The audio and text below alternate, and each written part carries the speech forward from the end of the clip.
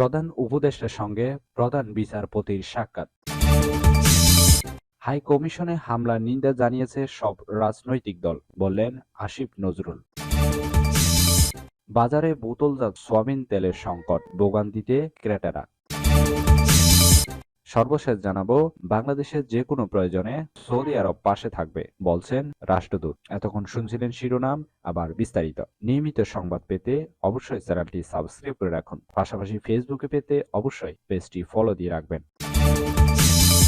প্রধান উপদেষ্টার সঙ্গে প্রধান বিচারপতির সাক্ষাৎ। অন্তর্বর্তী সরকারের প্রধান উপদেষ্টা ডাক্তার মোহাম্মদ ইউনূসের সঙ্গে সৌজন্য সাক্ষাৎ করেছেন প্রধান বিচারপতি সৈয়দ রাফাত আহমেদ। রাষ্ট্রীয় অতিথি ভবন যমুনায় এই সাক্ষাৎ অনুষ্ঠিত হয়। বিষয়টি নিশ্চিত করে প্রধান উপদেষ্টার প্রেস উইং থেকে জানানো হয়, অন্তর্বর্তী সরকার দায়িত্ব গ্রহণের পর প্রধান উপদেষ্টা ও প্রধান বিচারপতির মধ্যে এটি প্রথম একান্ত সাক্ষাৎ। সাক্ষাৎকালে তারা প্রায় 1 ঘণ্টা ধরে বিভিন্ন বিষয়ে আলোচনা করেন।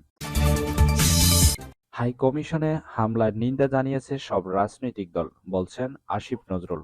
ফরেন সার্ভিস একাডেমিতে 2 ঘণ্টার বেশি সময় চলা সংলাপ শেষে সাংবাদিকদের ব্রিফ করেন আইন উপদেষ্টা ডাক্তার আসিফ নজরুল।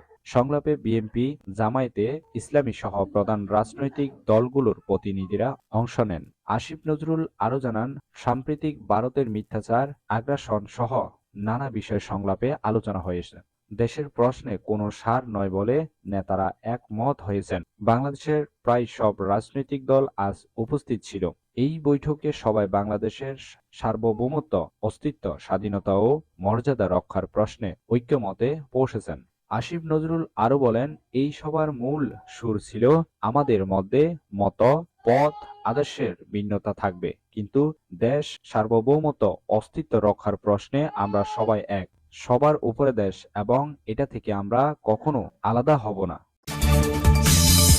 বাজারে বোতলজাত সয়াবিন তেলের সংকট, ভোগান্তিতে ক্রেতারা। কয়েকদিন ধরে বাজারে বোতলজাত সয়াবিনের সরবরাহ কম, বিশেষ করে 1 ও 2 লিটারের বোতলে সরবরাহ নেই বললেই চলে। ফলে ভোগান্তিতে পড়েছেন ক্রেতারা। রাজধানী কাউরান বাজার, মিরপুর, মহাখালীর মুদি দোকানগুলো ঘুরে দেখা গেছে বোতলজাত সয়াবিন চাহিদার তুলনায় পর্যাপ্ত নেই। খুচরা বিক্রেতারা জানিয়েছেন, বাজারে কয়েকটি কোম্পানি ছাড়া অন্য ব্র্যান্ডের বোতলজাত সয়াবিন তেল পাওয়া যাচ্ছে না। যা পাওয়া যাচ্ছে তা পর্যাপ্ত নয়। সরকারি সংস্থা ট্রেডিং কর্পোরেশন অব বাংলাদেশ হিসেবে খুচরা পর্যায়ে খোলা সয়াবিন তেলের দাম লিটারে 4 থেকে 5 টাকা ও পাম অয়েলের দাম 3 থেকে 4 টাকা কমেছে। বর্তমানে 1 লিটার খোলা সয়াবিন 165 থেকে 168 টাকা এবং 1 লিটার খোলা পাম অয়েল তেল 157 থেকে 159 টাকায় বিক্রি হচ্ছে। যদিও 1 মাস আগের তুলনায় খোলা পাম ও সয়াবিন তেলের দাম এখন বেশি। এ বিষয়ে ভোজ্য তেল পরিশোধনকারী কোম্পানিগুলোর কোনো বক্তব্য পাওয়া যায়নি। বাংলাদেশের যে কোনো প্রয়োজনে সৌদি আরব পাশে থাকবে।